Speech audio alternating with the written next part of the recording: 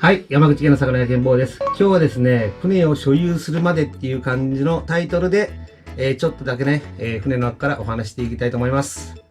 まず、船を所有するにはですね、免許を持ってないと、まず船に乗れないっていうことですね。で、免許の種類なんですけれども、1級と2級っていうのがありまして、それは、どちらも船の大きさは同じなんですよね。ちょっと、マニュアルを見て、ちょっと読んでいきますね。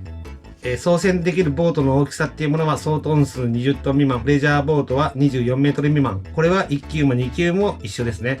あと、水上オートバイは、免許1級、2級でも、運転はできません。特殊っていうのが必要になりますね。1級と2級で何が違うかって言ったら、航行区域がですね、大幅に変わってくるんですよね。例えば2級だったら、海岸より5海里、約、9. 点何キロぐらいの距離しか、行ってはいけませんよって。あと、平水区域っていうところですね。そこは行ってもいいよって。だいたい瀬戸内海ってほぼ平水区域だと思うんですよね。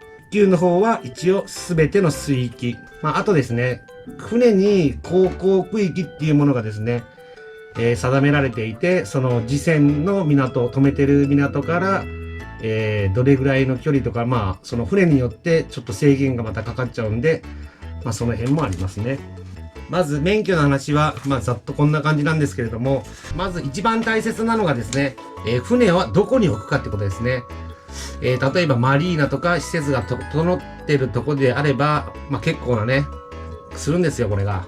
はい。で、僕はですね、ちなみに、漁協の方に、止めているんですよね。漁協の方にお金を払ってですね。高級なね、マリーナとかだったら契約金、保証金とかで1000万円を超えたりとか、年間数百万円の、料金がかかるって。以前ですね、僕、福岡のマリノアっていうところにですね、仮に止めたらいくらぐらいするのかって、調べたんですけれども、年間約、ね、これぐらいでした。はい。安いマリーナでも、年間数十万とか、その地域によってね、この全然値段が違うんで、僕が止めてるところはね、ほんと田舎なんで、安い方だと思います。都会だったらね、ほんとね、結構なね、額がすると思うんですよね。で、仮に漁協に、置くとかなったら、漁協単位で、止めてもいいとか止めてはいけないとか、あると思うんで、その辺はね、近くの港、漁協さんにですね、聞かれてください。相談して止められませんかとか。言うだけはただなんで、ダメ元で言ってみましょう。で、あとね、絶対やってはいけないのは、違法係留ですね。港に勝手に止めるとか、そういうのは絶対ね、NG ですね。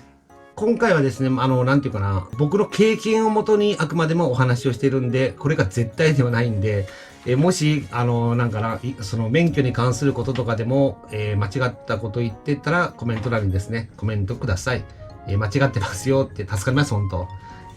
決してね、勉強がね、僕は好きだったわけじゃないんで、はい。免許の年齢なんですけれども、2級船舶免許は、16歳からですね。1級は18歳以上。2級で16歳の人が取ったとしたら、18歳になるまで、5トン限定の制限がね、つくみたいです。18歳になると、自動的に解除されて、20トン未満のプレジャーボート、24メートル未満が、操船できることになります。ちなみにね、僕の UF2 級は、3.4 トンですね。結構重たいですよね、本当。ボート歴は約20年ぐらいなんですよね。一番最初にですね、和船タイプの、ドライブ船、ディーゼルのドライブ船、24フィートぐらいのを、人から、いただいたんですよね。譲ってもらったっていうか、格安で。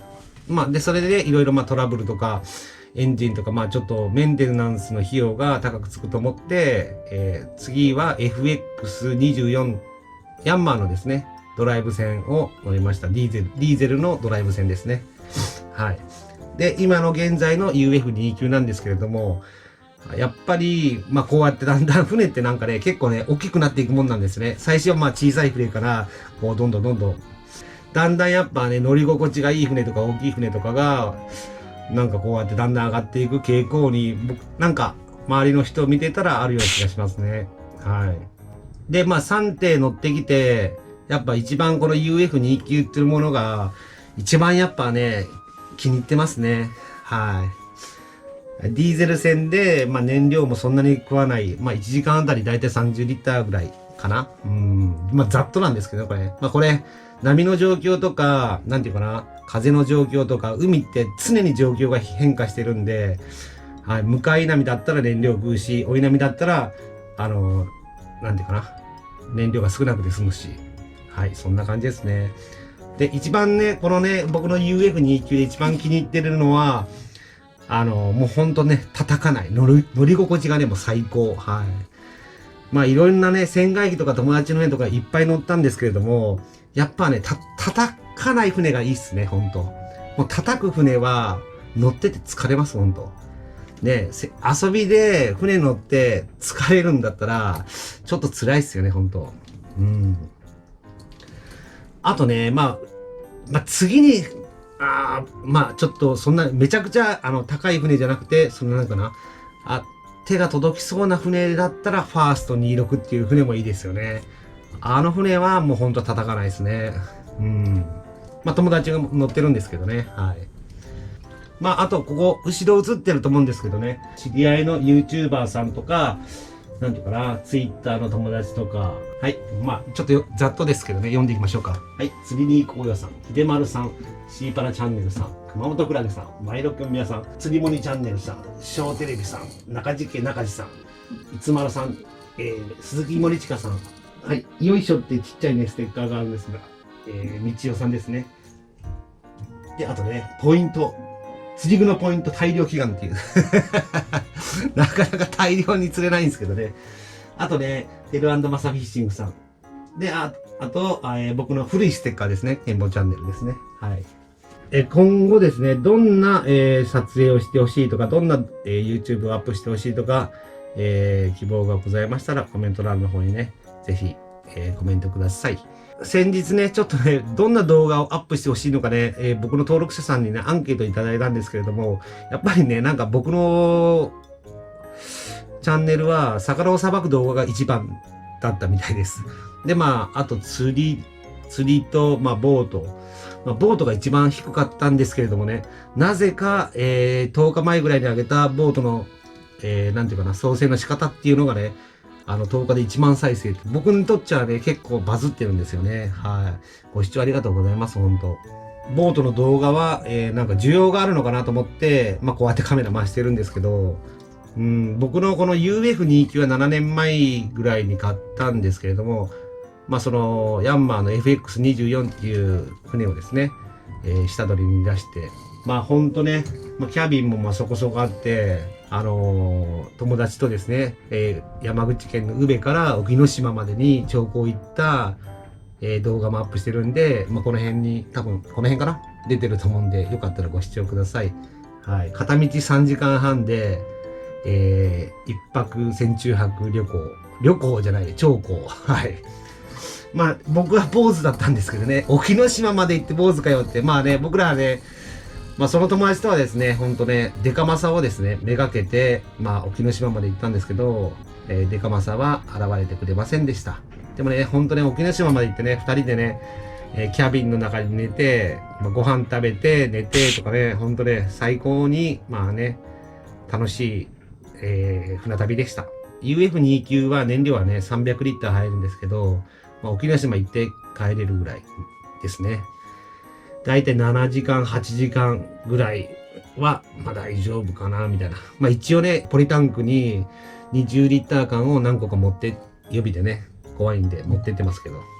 今回はそれぐらいですかね。はい。ほんと UF29 は、最高と思います。ほんと。まあざっとなんですけどね、今日はこういう船のお話を、まあ、してみました。まあ感想などあったら皆さんね、コメントください。はい。どんなレビューが欲しいとか、どういう話が聞きたいとか、はい。ちなみにね、この漁協はですね、まあ、値段言っていいのかなあんまり、あれかもしれないんで、10万はしません。はい。10万以下です。こんな感じでですね、今回は終わりにしましょう。またなんか、ボートの話とか、良ければ、再生回数が上がれば、またなんか撮ってみたいと思います。それではまた次回の動画でお会いしましょう。バイバイ。